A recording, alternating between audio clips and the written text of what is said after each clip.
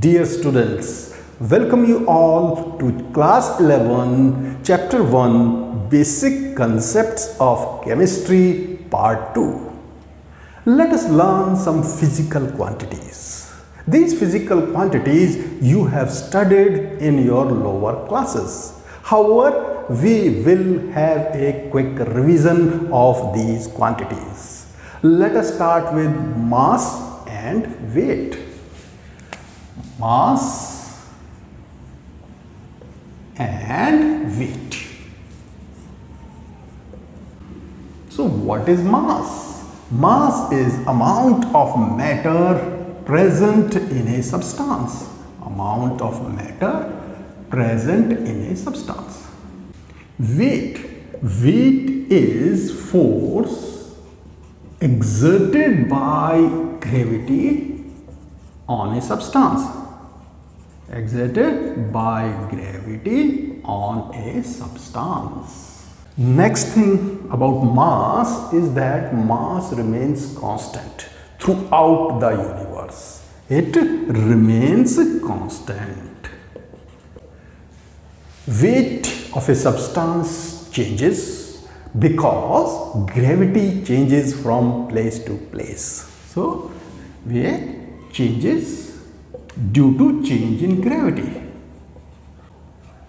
Mass is accurately calculated by an analytical balance. Analytical balance is used to measure mass. Weight is measured accurately by a spring balance. By spring balance. The units of mass are kg or grams, while the units of weight are newtons. Next is volume. Volume is amount of space occupied by a substance. So volume is amount of space occupied by a substance. Algebraically speaking, volume is equal to length cube and its units are therefore meter cube. However, volume is also expressed in liters and milliliters. 1 meter cube is equal to 1 kiloliter. 1 kL. Similarly, 1 centimeter cube, it is also called 1 cc. Cc means cubic centimeter or cc. It is equal to 1 milliliter, 1 ml or 1 milliliter. Now, 1 liter is always equal to 1000 milliliter. So these are certain units that you have to learn.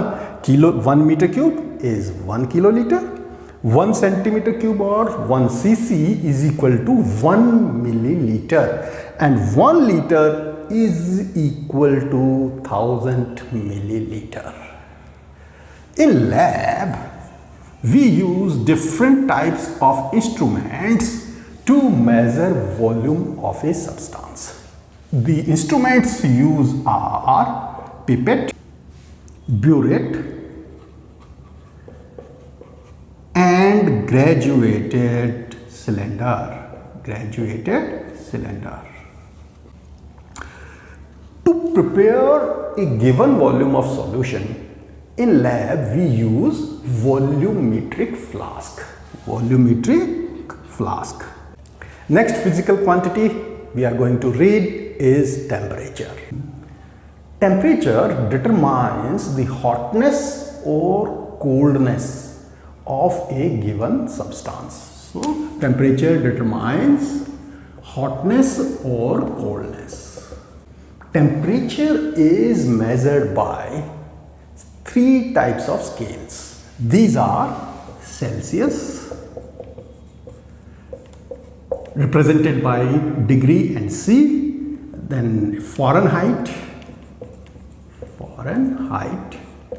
This is represented by F, and the last one is Kelvin, and it is represented by K. This is the SI unit of temperature. So these are three scales used to measure temperature. These scales are interrelated to each other mathematically, and the formulas are Fahrenheit is equal to 9/5 C plus 32, C for Celsius and F for Fahrenheit. Another relation is Kelvin is equal to Celsius plus 273.15. This can also be expressed as 0 degree centigrade is equal to 273.15 Kelvin. A Kelvin cannot have a negative number. Next topic is scientific notation. For measurements in chemistry, we deal with very huge numbers or very small numbers. To put these numbers systematically, realistically, and conveniently, we use scientific notation as a method of writing measurements in chemistry. So let us understand what is scientific notation. Scientific notation is just a method of representing any given number in a particular form. And this form is represented in its standard form by n, capital N, into 10 to the power small n. Capital N is any number lying between 1.000 to 9.999. It means to say that the numbers like 3.45, 6.57, 7.89, they are all of the form capital N.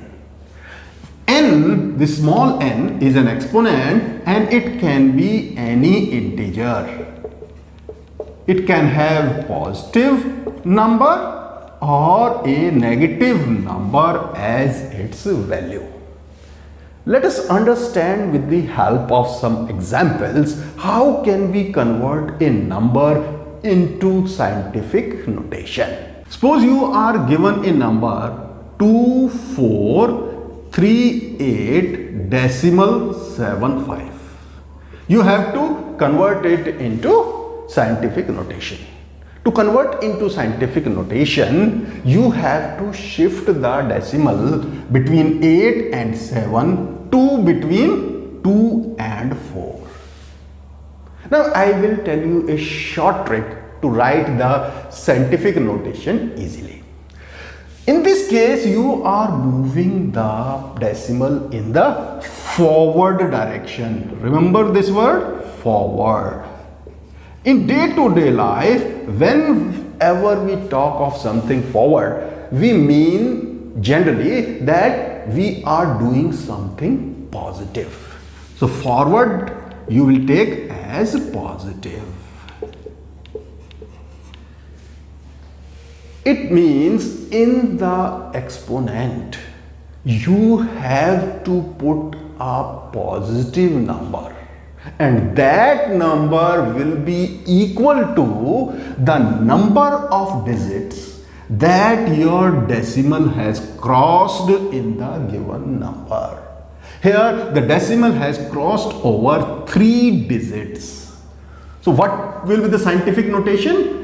Decimal comes here 2.43875 and exponent will be shown as 10 to the power plus 3.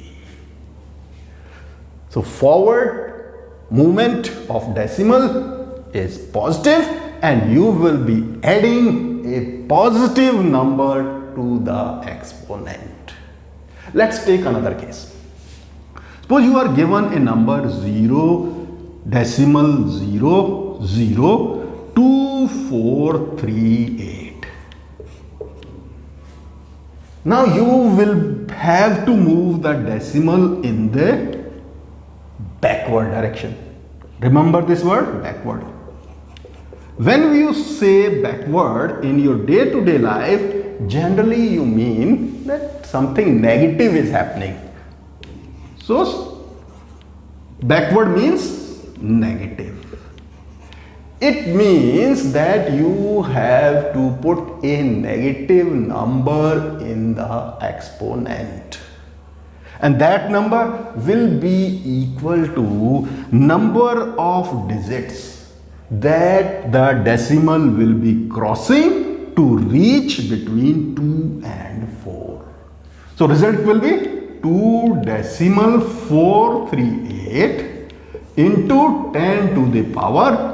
How many digits has it crossed? 3 digits, and it is negative, so it will be negative.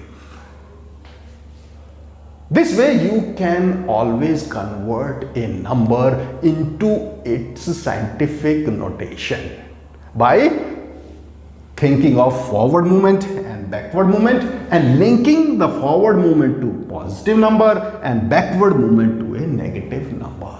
Let us take some more examples. Number is 5008.2 into 10 to the power 3. Already an exponent is given. Here you have to shift the decimal in forward direction. Forward, I will represent it by F. Forward means positive. Means you will be adding a positive number to the given exponent. The result will be 5.0082 into 10 to the power. How many digits has it crossed? 3 digits. Already there is 1 3, to add 3 more to it, and the result will be 5.0082 into 10 to the power 6. Another example, 0.0046 into 10 to the power minus 4. You will have to move the decimal in the backward direction, and backward stands for negative. So you will be adding a negative number to the given exponent.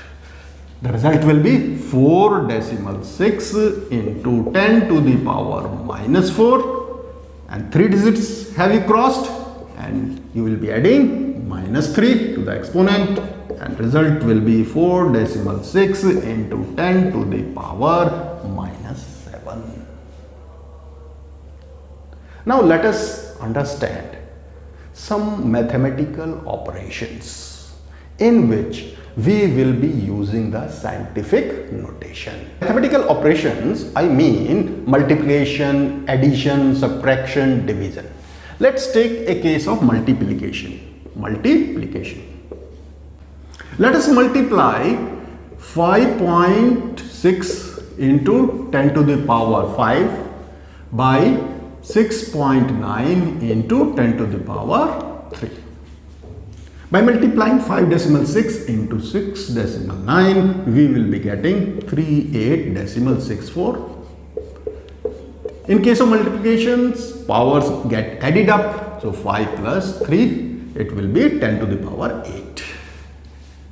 Let me write 38.64 into 10 to the power 8. To convert into scientific notation, I have to take the decimal in the forward direction. Forward means positive. I will be adding a positive number to the exponent. The answer will be 3.864 into, it has crossed 1 digit, so 8 plus 1, and the result will be 3.864 into 10 to the power 9. Let us take a case of division. We are to divide 2.7 into 10 to the power 3 by 5.5 into 10 to the power minus 7. When you divide 2.7 by 5.5, you will be getting 0.4909, and the exponents will get subtracted like this. It will be 4.4909 into 10 to the power 7 becomes plus, and the result will be 10 to the power 4. Here you have to take the decimal in the backward direction for scientific notation. The result will be 4.909. When you take anything in the backward direction, you will be doing something negative. So a negative number will be added to 4, and that negative number will be 1, and the result will be 3. 10 to the power 3. Let's try some addition question. Next mathematical operation is addition. Let us take a question. 6.65 into 10 to the power 4 plus 8.95 into 10 to the power 3. Both these terms have different exponents. Here it is 10 to the power 4 and here it is 10 to the power 3. First, we have to equalize the exponents before adding these terms. I will be changing 10 to the power 3 to 10 to the power 4. So when I will be changing 10 to the power 3 to 10 to the power 4, it means I will be adding 1 to this exponent. When I will be adding something, means I am doing something positive as per my formula. When I will be doing something positive, I will be moving the decimal in forward direction. So I will be writing 6.65 into 10 to the power 4. I will shift the decimal by 1 digit and it becomes 0.895 into 10 to the power 4. 10 to the power 4 will be taken common, and I will be adding 0.895 to 6.65, and 10 to the power 4 is common. And when I add them, the result will be 5, 4, 7 and 7.754 into 10 to the power 4. Next is subtraction. Question is 2.5 into 10 to the power minus 2 minus 3.8 into 10 to the power minus 3. Again, first I have to equalize the exponents. I will change this 10 to the minus 3 to 10 to the minus 2. Now when I will be changing minus 3 to minus 2, it means I will have to add plus 1 to minus 3. When I will be adding, it means I will be doing something positive. Positive means decimal moves in forward direction. So I will be writing 2.5 into 10 to the power minus 2 minus 0.38 into 10 to the power minus 2. I have added 1 to minus 3.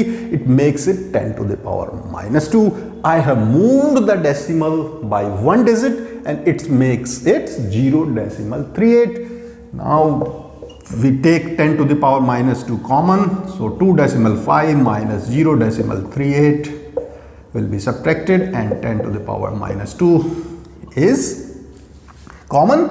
So the answer will be 2 and it will be 1 and it will be 2.2 into 10 to the power minus 12. So this is all about scientific notation. Let us move to a very important topic in this lesson, that is the significant figures. The concept of significant figure is to ensure precision in the results of measurements. to ensure precision. What is precision? Whenever we do measurements of any kind, the results we obtain have some uncertainty in them. Any result you get from any measurement, there will be some uncertainty in the result. Some uncertainty. Let me explain this uncertainty with an example. Suppose a teacher comes to the class and brings a small piece of wire, electric wire, with him and asks the students to measure its length. Now students will use a ruler or a scale that is present in their geometry boxes to measure the length. You all know that the ruler has the markings in centimeters. Each centimeter has 10 divisions. So the ruler can measure a length up to 1 mm, 1 millimeter, or 0.1 centimeter. This is the minimum length that your ruler can measure. This is also called least count. What called? Least count. Least count is defined as the minimum quantity that a measuring instrument can measure. So is minimum quantity. A student measures the length and goes to the teacher and says, "Sir, the length is 1.5 centimeter." Correct. Teacher has also measured the length of the electric wire, but teacher has used a vernier caliper that you may find in your lab. And the vernier caliper has a least count of 0.01 centimeter. Teacher says, no, the length according to him is equal to 1.54 centimeter. If we compare both these results, you will definitely find that the 5 is appearing in both these numbers, but the length of electric wire is not accurately 1.5 centimeter. It is more than 1.5 centimeter. This is said to be the uncertainty in the measurement of a result. This uncertainty may occur due to the limitation of the measuring instrument. Student has measured it with a ruler whose least count was 0.1 centimeter. So he can't measure more than that. Teacher has used a vernier caliper to measure it, and its least count is 0.01 centimeter. So he was able to tell the length to be 1.54 centimeter. But considering ruler as the instrument of measurement, 1.5 centimeter result has some uncertainty. So similarly, all the results of our measurements have some uncertainty, and this uncertainty is mainly due to two reasons. Reasons for uncertainty in results are limitation of measuring instrument that I have just explained. Due to the least count of a measuring instrument, you will find some uncertainty in the measurement. And second reason for uncertainty is the skill of the person doing the measurement. Skill of person doing measurements. The person making the measurements may be doing it into a careless manner, or he may be not doing according to the scientific principles. So the results will show some uncertainty.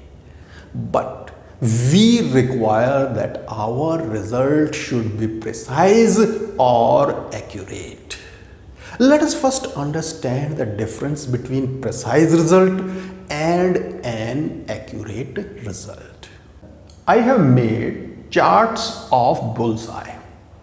3 persons shoot at these bullseye and we get 3 different results. Say, one person when he shoots, the markings appear here.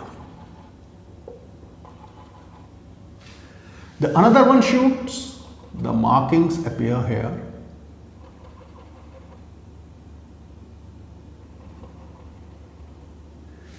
And the last person who shoots, his markings are like this.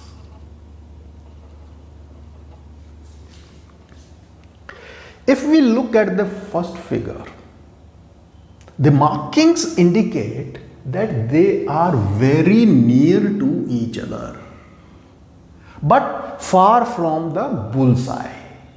So we will say this result is precise. Okay.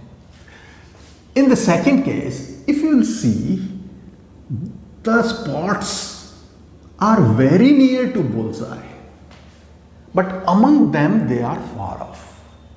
We will call them accurate. In the last figure, they are neither near the bullseye nor they are near to each other. So I will say neither precise nor accurate. Neither precise nor accurate. Going by the example, precise means closeness of values of different results. Means the results of measurements are how close among themselves. So closeness of results of measurements is precise. Accurate means closeness of the results to the true value of the given substance. So accuracy means closeness of results to the true value of the given substance. So precise means the results you have obtained, how close they are to each other. Accuracy means the result which you have obtained, how close is it to the true value of the given substance. Suppose a small amount of salt is given whose true value is 2.00 grams,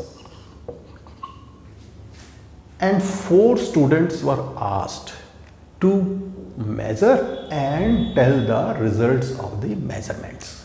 The students are A, B, C and D. Each student makes measurements and gives 2 results.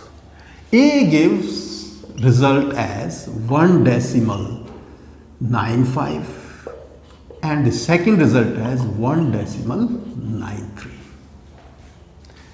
B gives result as 2.02 rather and 1.98.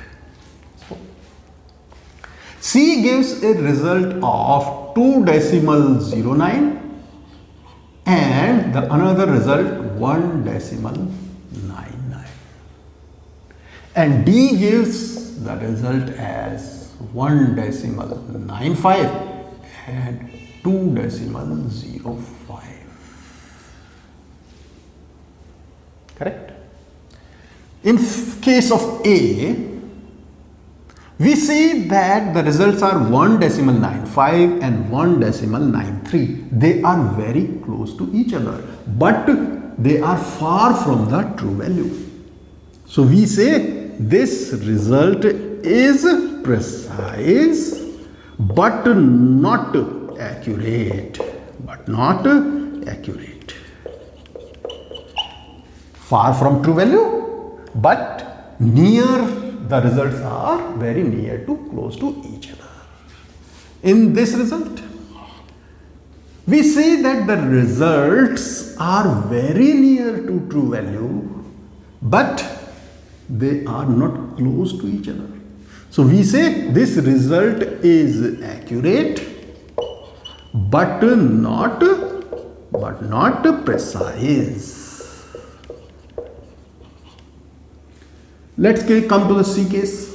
In case of C, we see they are very near to true value and they are very close to each other also, these results. So we say this is accurate as well as precise, plus precise, both accurate and precise. In case of D, there is no closeness of results and they are far from the true value. So neither accurate nor precise. The concept of precise and accurate may now be very clear to you. Now, why do we require precision? I will explain it with an example. Suppose there is a company which is making apple juice. This company have machines in which the pieces of apples are placed for converting them into juice. And its mouth is such that they have to be precise about the pieces of apples that are to be placed inside this machine. Suppose this is machine. There are two managers, manager A and manager B. He calculates the size of the mouth of this machine and finds that 0.25 piece of apple will be sufficient for putting in the machine. 0.5, you can also say 1/4 of the apple will be fine. B says and calculates that the apple should be of size 0.255. Both place orders for 100 pieces to a farmer. Farmer cuts the apples according to these sizes and supplies to the company with the bills. A gets a bill of ₹100 while B gets a bill of ₹1000. Now B is very angry. He goes to the farmer, hey, how can you charge me ₹1000 and you have charged ₹100 from A? Farmer says, sir, in case of A, I have to cut the apple in 4 equal pieces. So very less labor was required. It was less time consuming and also the wastage was minimum. So the bill amount is ₹100. In your case, I have to be precise about this size to just 0.255. For that, lot of time was consumed to having this size of apples, and there was a huge wastage because the apple could not be cut into 4 equal pieces. That's why you will be getting a bill of rupees 1000. Here comes the concept of significant figures. Significant figures are those digits in a number which are reliable and definitely have to be mentioned to express a precise quantity. In this case, A has taken the significant figures into account while B has not considered the significant figures. His quantity expressed was not precise, and that's why he got a bill of rupees 1000. That's why the concept of significant figures is so important. Let us understand the definition of significant figures properly. Significant figures are digits in a number that are reliable and absolutely necessary to express a precise quantity. Significant figures are also defined mathematically. When a number is given, the significant figure includes those digits which are certain and reliable, plus one digit which is uncertain but reliable. Let me write it. Significant figures are digits in a number which are certain and reliable, and one digit which is uncertain and reliable. Let us understand this mathematical concept with an example. Considering the previous example of electric wire, the student said the result is 1.5 centimeter when they used a scale to measure the wire, while the teacher using a vernier calipers says that the result is 1.54 centimeter. Now suppose a student comes and he says, "Sir, my result is 1.54 centimeter and I have used it with a scale." He is not totally wrong. But teacher will not accept his answer. He will say, "Okay, you have given me a result of 1.54 centimeter. Taking into account the scale, the least count of the scale, I will consider the significant figures in your answer." As per the definition of significant figures, digits certain and reliable are to be considered. If you look at 1, it appears in both the numbers and it is almost certain and is of course reliable. If we look at the next digit 5, it also appears in both the numbers, but the length of wire is uncertain. It is not exactly 1.5. So 5 we can say is an uncertain number, but it is reliable. So considering scale into account, the significant figures of this result will be 1.5. So teacher will say that the result of your calculation is 1.5 centimeter. But teacher will not stop here. He will also take into account this uncertainty. He will say that your result should be 1.5 centimeter plus minus 0.1 centimeter. By adding or subtracting 1 from the last significant figure in a number, this uncertainty in the result is taken into account. In general, uncertainty in any number is expressed by adding or subtracting 1 from the last digit of the given number. I am talking of in general.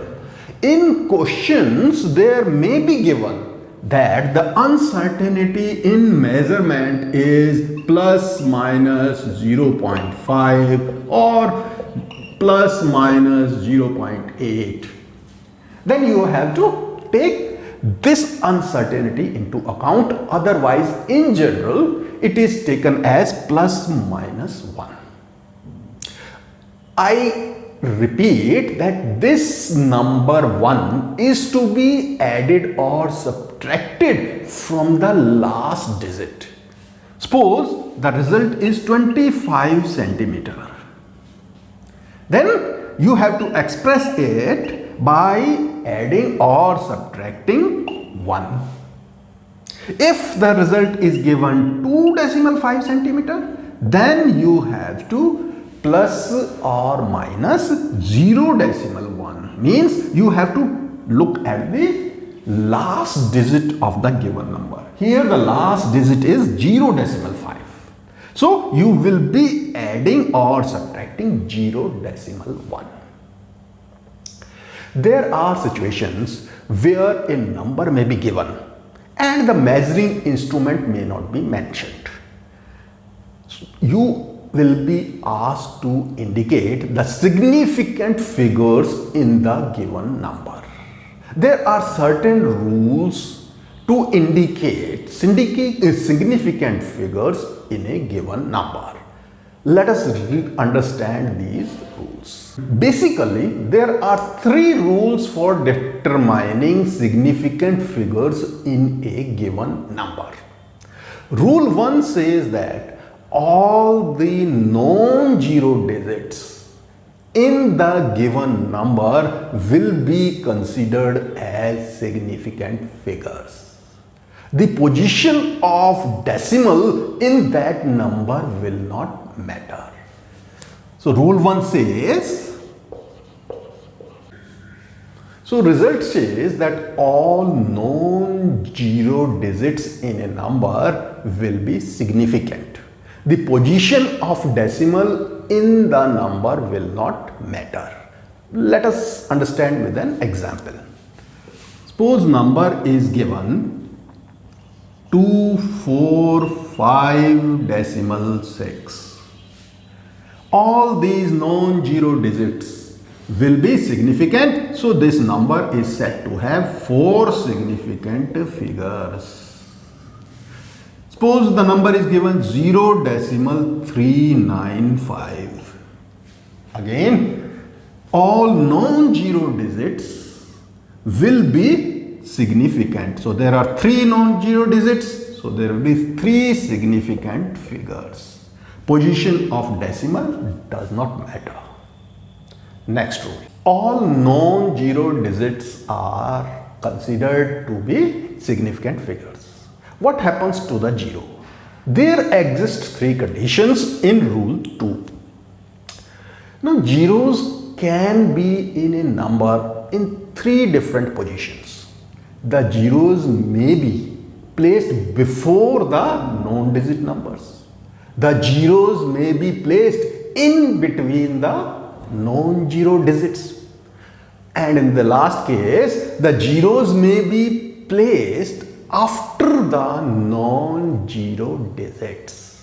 So the cases are zeros placed before the non-zero digits, zeros may be in between the non-zero digits, and the third situation is that zeros are placed after the non-zero digits.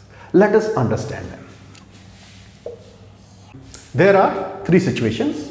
Situation 1, zeros placed before non-zero digits, zeros placed in between non-zero digits, and third situation, zeros placed after non-zero digits. In such situation, the zeros which are placed before the non-zero digits are not considered to be significant. So zeros placed before non-digit numbers, digits are not significant figures. For example, 0.358. Here 0 has been placed before the non-zero digits. So the number of significant figures in this number will be 3 significant figures. Another example, 0.0358. All these zeros are placed before the non-zero digits. So the significant figures will remain 3 because these zeros will be ignored. The position of decimal will not matter. Second situation. In this situations, zeros placed between non-zero digits will be considered significant. Zeros will be significant figures. For example, 2.005. This number has zeros in between the non-zero digits. So the significant figures will be 4 significant figures. If the number is written as 2005, again there will be 4 significant figures. The position of decimal does not matter in the number. If zeros are in between non-zero digits, they will be considered significant figures. In situation 3, 2 possibilities arise. There may be numbers which do not have decimals, no decimals. And there may be numbers which have decimals. The numbers which do not have decimals and the zeros are after the non-zero digits, these zeros are not considered significant figures. So the numbers with no decimals plus 0 placed after non-zero digits, zeros will be not significant figures. For example, 2500. Here there is no decimal in the number, so significant figures will be 2 significant figures. If there is a decimal, then these zeros will be significant figures. For example, 25.00. If there is a decimal in the number, then it will be, these zeros will be counted significant figures, and so there will be 4 significant figures in this number. Take another example. 250.0. Again, the zeros are after the non-zero digits, but there is decimal in the number. So it will be having all the zeros as significant. So there will be 4 significant figures in the number. Take a screenshot of this. And then we will be starting with significant figures rule number 3. Rule 3 says that when we count number of objects, then that number is considered to be having infinite significant figures. For example, you are given 25 balls, or you are given say 1200 eggs. These two numbers which have been expressed with the items, they are considered to be having infinite significant figures. Why infinite significant figures? Because these numbers are said to be exact numbers. We can write these numbers as 25.000 with infinite numbers of zeros.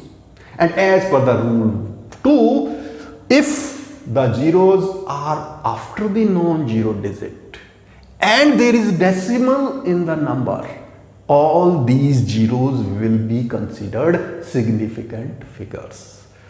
So by writing 1200 or 25, we can write decimal and add infinite numbers of zeros, and that's why these numbers will be having infinite significant figures.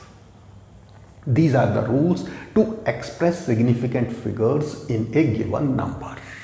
There is another method for determining the significant figures, and that method relates to the scientific notations. Concerning the scientific notation is that the digits which are placed before the exponents in the scientific notation of a given number are all considered to be significant figures. Let me explain with an example. Suppose the number is 0.0048. You have to first write its scientific notation. You have to shift the decimal in the back side, and the scientific notation will be 4.8 into 10 to the power 3. There are two digits preceding the exponent. These two digits will be considered to be the significant figures, so this number will be said to be having two significant figures. Take another example. 8008. Now decimal is not given, we can assume decimal is here. The scientific notation will be 8.008. We will move decimal in the front side, and then it will be 10 to the power 3. Again, before the exponents, all the digits will be considered significant figures. So there will be 1, 2, 3, 4 significant figures in the number. Correct? Let's take another example. 500.0. Write into scientific notation, move the decimal forward, and then the numbers become 5.000 into 10 to the power plus 2. And there will be how many digits? 1, 2, 3, 4 digits preceding the exponent. So it will be having 4 significant figures. This is a simple technique of finding significant figures in a given number. Even if you forget the rules, you can apply this simple rule of converting the given number into its scientific notation and then expressing the significant figures in the given number. Let us understand some mathematical operations related to the significant figures. For adding or subtracting given numbers, taking into consideration significant figures, the result will be expressed in a specific way. We will understand it with an example. Suppose the numbers are given 4.125. The other is 5.54. Then there is number 6.3. Then there is number 01456. And we are to add these figures. When we add these figures, result will be 60 and 1 and 1 again and 60. This is the result. For writing the result, the rule is that we have to consider the number which is having minimum number of digits after the decimal, or significant figures after the decimal means towards the right side of the decimal. If you look at all these four numbers, 6.3 is the number having the minimum number of significant figures after the decimal. So the result will be expressed as a number having just one digit after the decimal. we will be expressing the result as 16 decimal 1. Similarly, the case is with subtraction. You have to see both the numbers which you are to subtract and the number having the minimum number of digits after the decimal or towards the right of the decimal.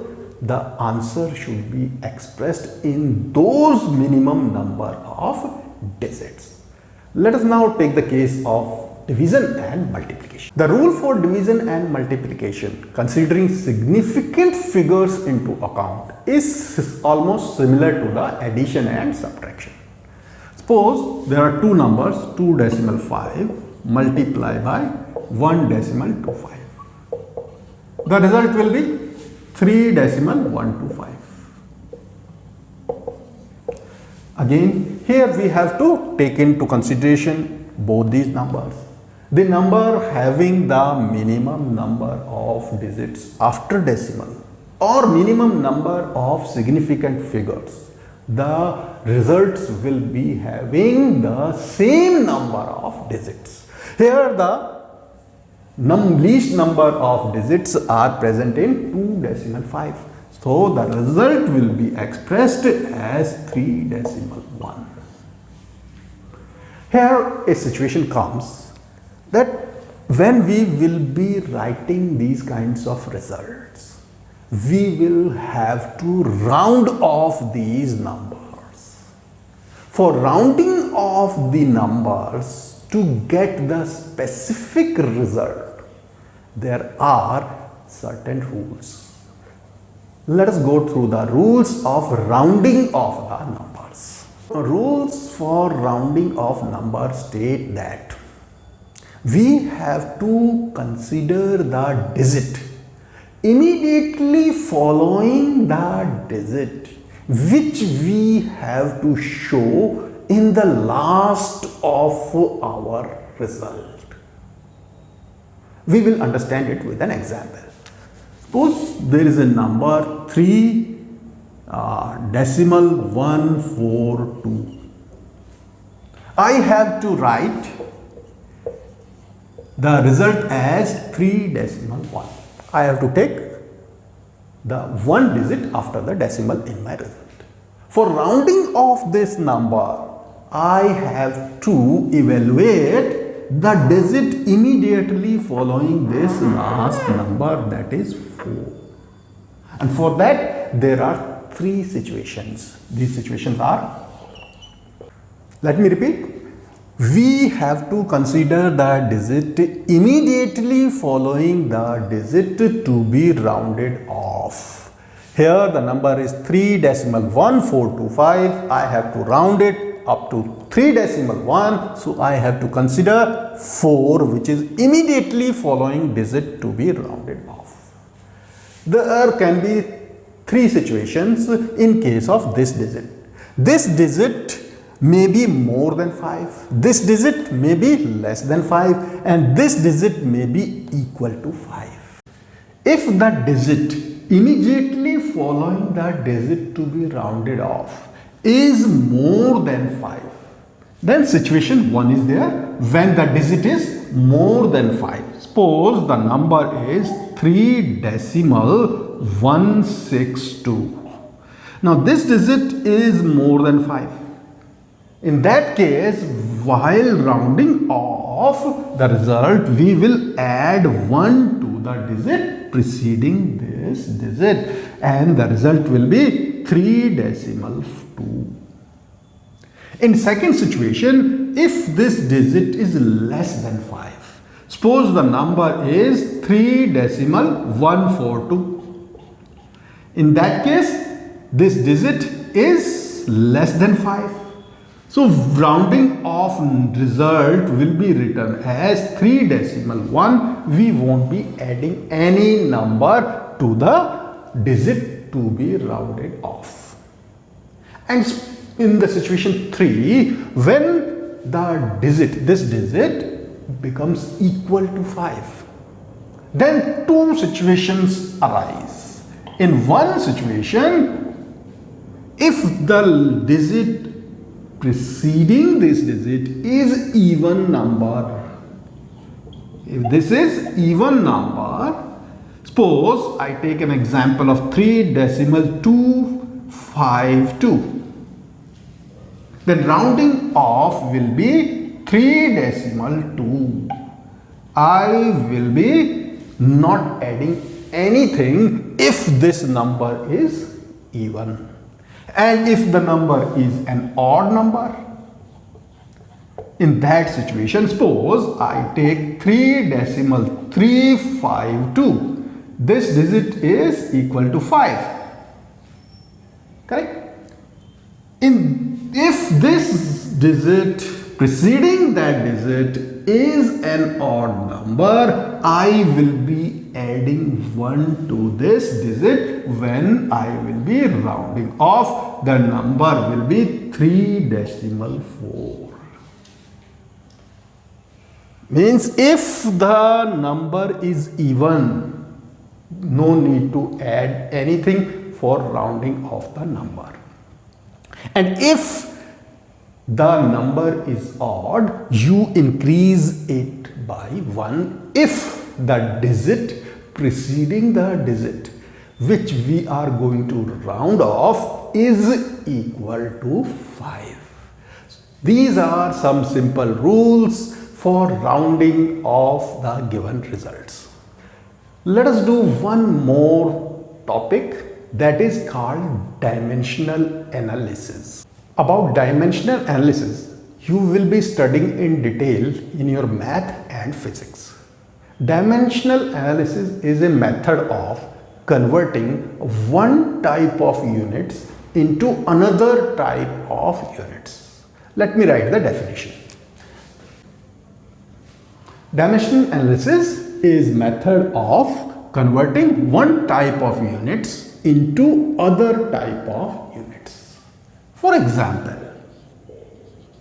I am to convert 3 inch into centimeter. I know 1 inch is equal to 2.54 centimeter. This is the standard value of inch. This equation can be written in two ways.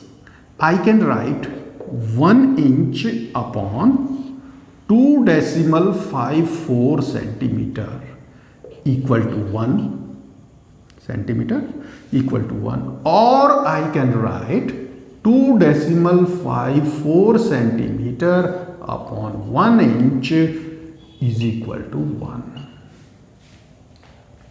What I have done is simply used the method of cross multiplication.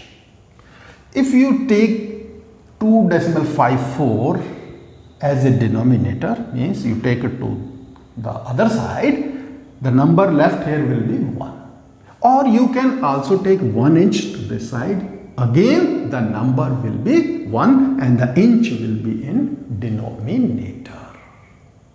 This one is also called unit factor. Unit factor.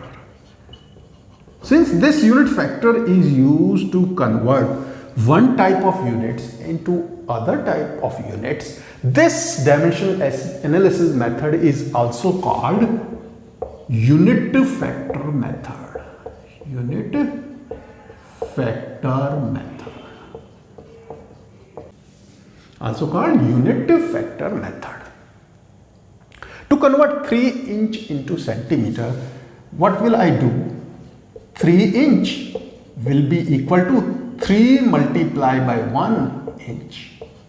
I have simply multiplied 3 by 1. I am to convert it into centimeter. Now look at these two equations.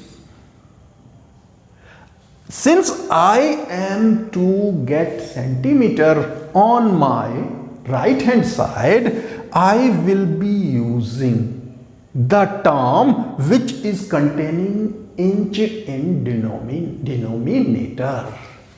So I will be writing 3 into 2.54 upon 1 inch.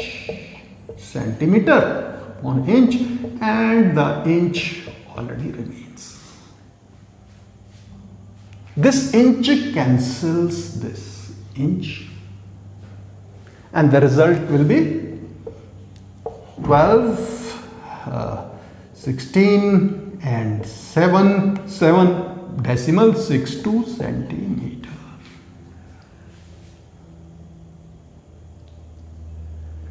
So the unit that is to be converted, that unit should be taken in denominator when we will be using the unit factor. Let us try one more example. Suppose I am to convert 2 days into seconds.